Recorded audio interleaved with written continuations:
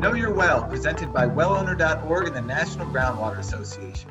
On each episode of Know Your Well, we explore different topics that impact private well owners across the country, from water quality to everyday water well maintenance. My name is Ben Frech, and I will be your host as we explore the wide world of water wells. On this episode of Know Your Well, we're discussing water treatment. The NGWA recommends that private well owners test their water annually for bacteria, nitrate, and anything of concern in their local water systems. But what happens next? Helping me to answer this question is Peter Cartwright, an engineer and the president of Cartwright Consulting Company out of Minneapolis. Peter, how are you doing today? I'm doing fine, Ben. Thank you. How are things going in Minneapolis? About the same as everywhere else in the country. Yep.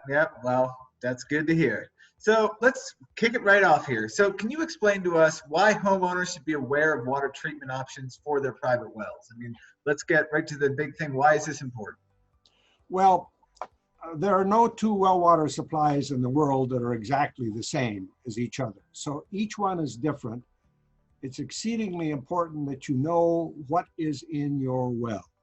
When I say what is in your well, I'm talking about contaminants, salts, microorganisms, dissolved organics. These are all contaminants in well water.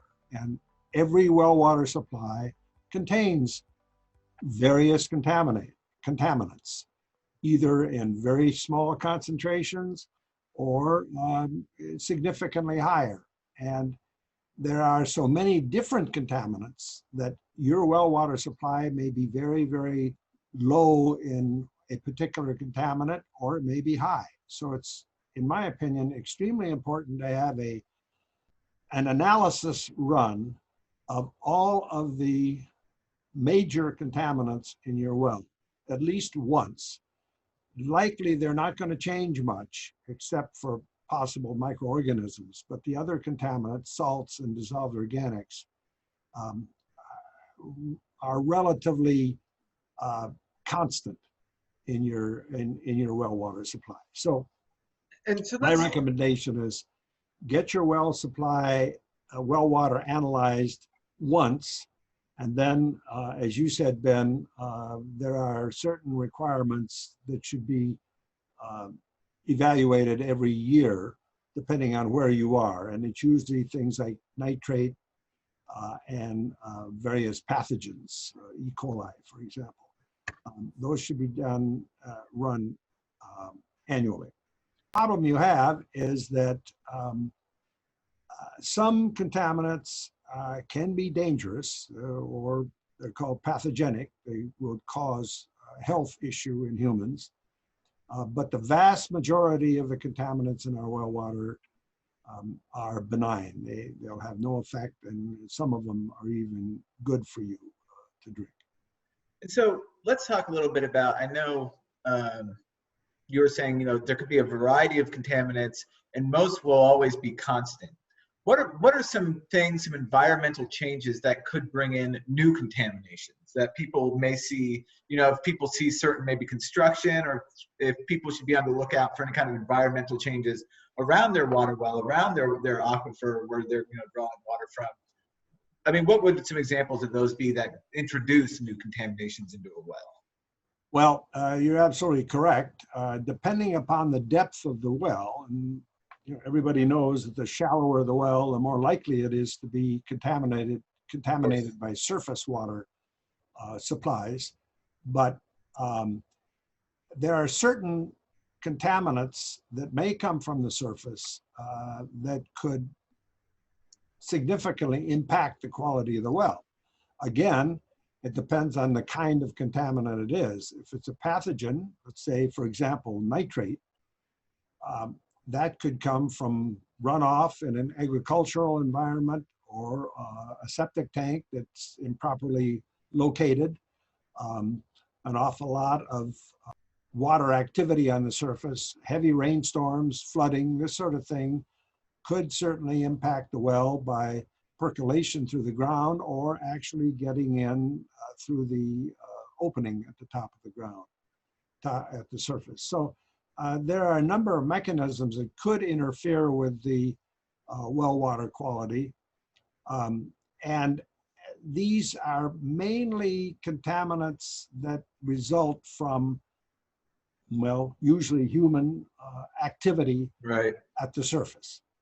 And I know that there's been some issues with road salt potentially being one of those, as well as you had said during flooding, transferring of animal feces or other human waste into systems can also be a problem. And so I guess kind of let's get then down into this. Once how would a homeowner know what kind of treatment they would need for their water? Is that pretty well outlined once you know what's in there? Or is that something the water contractor, the individual testing your water is going to be able to tell you? Yes, the short answer.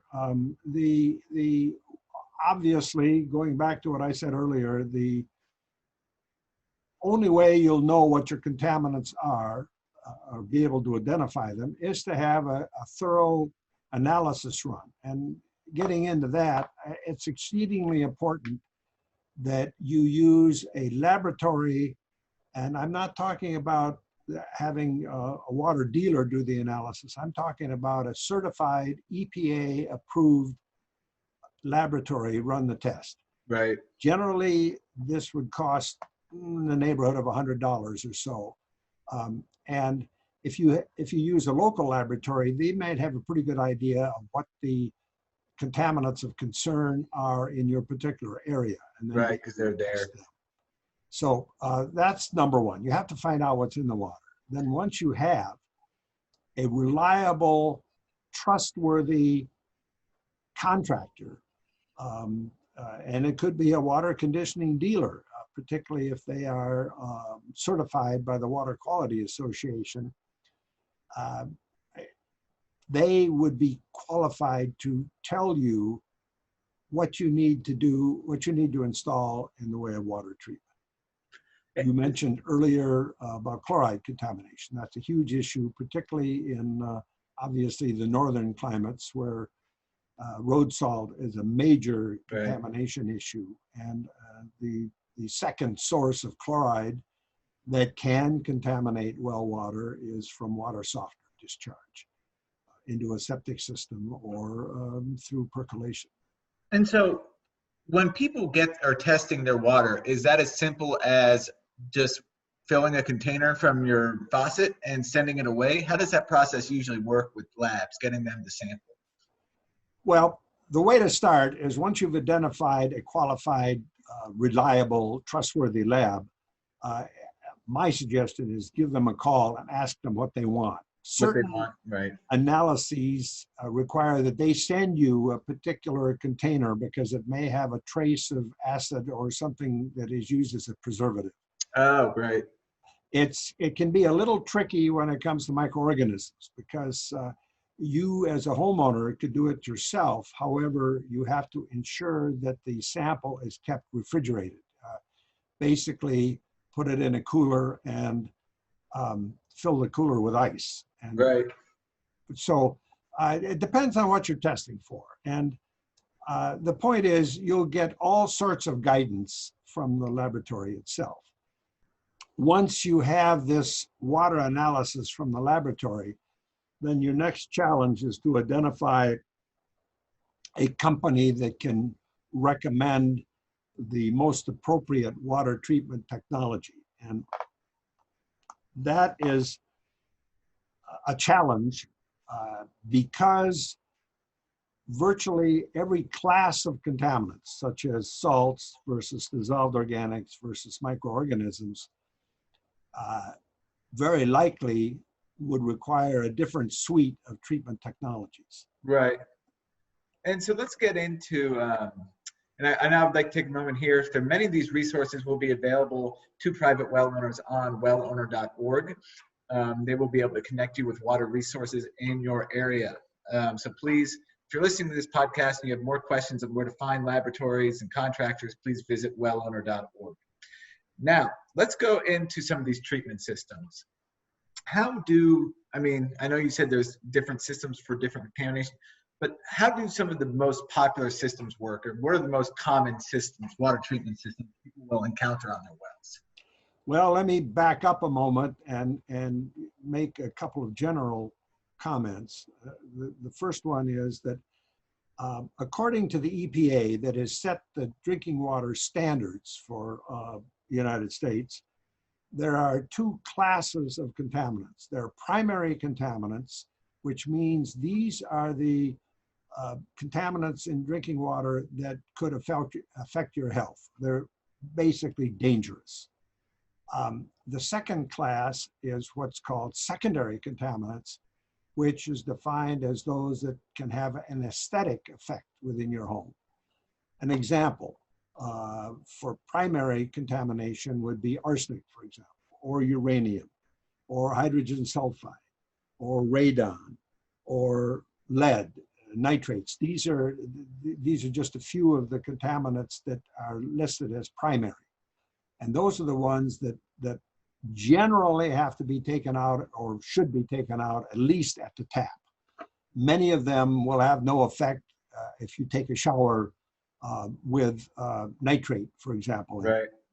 Nitrates are not going to, they can't be inhaled, and they're not going to pass through your skin. So you only have to worry about them in your drinking water. Therefore, the least expensive way to treat for nitrate is at the tap, at the drinking water source. The secondary contaminant, an example would be hardness, softening. Everybody, well, I shouldn't say everybody, most people that have a well have calcium and magnesium. They have hardness in the well. Hardness has absolutely no health effect. As a matter of fact, many medical experts feel you need to drink calcium and magnesium. Not that you necessarily need it from your drinking water, but it's a healthy mineral for your body.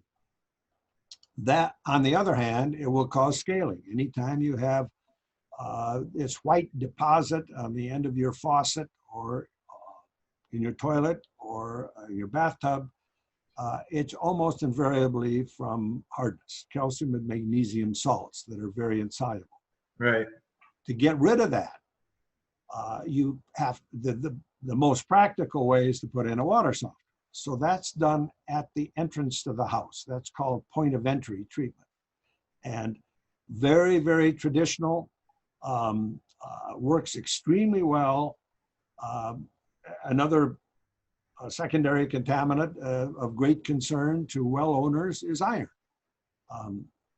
Iron can be taken out with a water softener, but depending on how much you have in your water, you may very well need a separate treatment technology known as an iron filter, which is also installed at the point of entry. So point of entry treatment usually is for secondary contaminants, or in the case of a primary contaminant where it could be absorbed through the skin.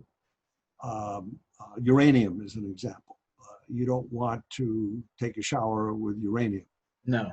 Radon, it can be a problem because it can be inhaled. So again, it's a function of what is the contaminant, and to address that issue, you really need to work with a very qualified contractor or a consultant who can give you advice. Okay, and so I know that probably the answer to this question is going to be it varies, but we'll go ahead and ask, how expensive are some of these treatment options that you just outlined? I mean, obviously I would think that the ones that are at the faucet are going to be cheaper than the point of entry. But I mean, what kind of prices are we looking at here? Well, I happen to be a very strong advocate, and keep in mind, I don't sell anything tangible, I'm just a consultant. But I'm a very strong advocate of a drinking water treatment system called under-sink reverse osmosis, or point of use reverse osmosis. This is a small system that can be installed by anybody who's the least bit handy. Normally underneath the kitchen sink, it involves a separate faucet that only has reverse osmosis treated water. These can be purchased from a dealer or from a DIY store like Home Depot or Lowe's for less than $200. And they are extremely effective. I've written some articles about them, some white papers on that. And it's been proven by academic sources that have done testing that at least 65% of the contaminants in drinking water can be removed by under sink reverse osmosis. Having said that, if you have a bacteria problem, iron bacteria, hydrogen sulfide generated by sulfate reducing bacteria, etc., I would not recommend reverse osmosis. Then you have to go to another technology such as chlorination. But at any rate, so the least expensive total treatment for drinking water would be reverse osmosis. Under sink carbon filters can be purchased for probably less than $100 and installed in a cartridge in a housing. So the low end, which is normally treating water with activated carbon or with a sediment filter, could be easily less than $100. Okay. A water softener, on the other hand, again, that could be easily installed by someone who's handy, or again, purchased through a dealer. These would normally be in the range of at least $400 and higher, depending on whether you have it installed, etc. But so I guess that in terms of the range of treatment costs, we're talking about something less than $100 and probably up to $1,000. There are certainly much more elaborate systems that might be put in that would be more expensive. Again, the key is to identify what your problem contaminant is and then work with a qualified installer. Yeah. So I guess that brings up another point I wanted to ask you about. If you're going to be spending, upwards of $400 in some of these systems, possibly more, what's the shelf life for a system? I mean, how long, if you properly maintain your system, I mean, how long will a good water treatment system, from a high quality manufacturer run, or how long will that last a, normal household with normal water usage? Well, starting at the point of use, single faucet area, if you're going to remove particulates or maybe something like a volatile organic contaminant that is found, which is very unusual, but if you're going to use something like a cartridge filter, either particulate filter or a carbon filter, these, depending upon the quantity of contaminants, they might have to be replaced every month to 3 months. Right. Because these filters are based on removing the contaminant inside the filter itself. So it captures whatever you're trying to remove, and eventually it's going to load up and has to be replaced. Just like like a Brita filter would be from a Brita, right? Yes, I'd rather not talk about Brita because they're not high on my list of quality treatments. Reverse osmosis, on the other hand, this generates a wastewater stream. In other words, the membrane, which is the key component, doesn't collect the contaminants. It can eventually become fouled, but its main function is to separate the contaminants from the drinking water, and these separated contaminants go down the drain. Now, having said that, those separated contaminants, which are in what is called a reject or a concentrate stream, can be collected and used for non-potable applications, watering plants, etc. Right. Acceptable. But anyway, those membranes will, regardless of what you may hear from the company that's selling the components, those membranes will last a minimum of 10 years. Oh, wow. I've got a lot of experience in installing these, and I've had one that I recently replaced that had never had anything done to it for 20 years. So likewise, the life of water softening resin, particularly if it's not full of iron, or if you have an iron filter ahead of it, and you're not chlorinating the resin itself, which will destroy it over time. Those water softening systems should last a minimum of 20 years, in my opinion, too. Excellent. So a lot of these technologies are really long-lived. And will most of these treatments or treatment systems you get, will they come with instructions on any kind of maintenance that does need to be done, or any things you should be looking out for with the system over that time span? Yes, if you buy a system from a DIY facility, they're like any other appliance. You have excellent information on how to install them, how to maintain them. If you buy a system from a dealer, they may very well try to arrange a service contract. Well, they will come in and they will maintain the system for you. It depends upon how independent you are and how much money you want to save as to whether you do all this yourself or work through a qualified, again, I want to underscore the fact it has to be a qualified, certified, reputable dealer. Yes. And again, we would like to encourage everyone to be checking out wellowner.org for local water resources in their area. And before we wrap up today, Peter, is there anything else on this topic of water treatment that you'd like the listeners to know and to keep in mind? I am happy to communicate with anybody who has a question.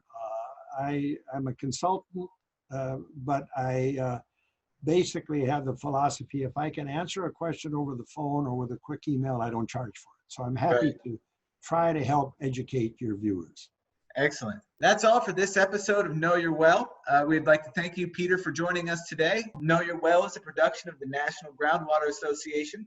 This podcast was created and edited by NGWA's Abby Valencic. I'm your host, Ben Frech, telling you what you need to know to make that well water flow. Thank you, everybody. And to learn more about maintaining your well, go to wellowner.org. Wellowner.org is supported by the Rural Community Assistance Partnership as part of the USEPA funded program, Improving Water Quality through Training and Technical Assistance to Private Well Owners. To learn more about the Rural Community Partnership, go to rcap.org.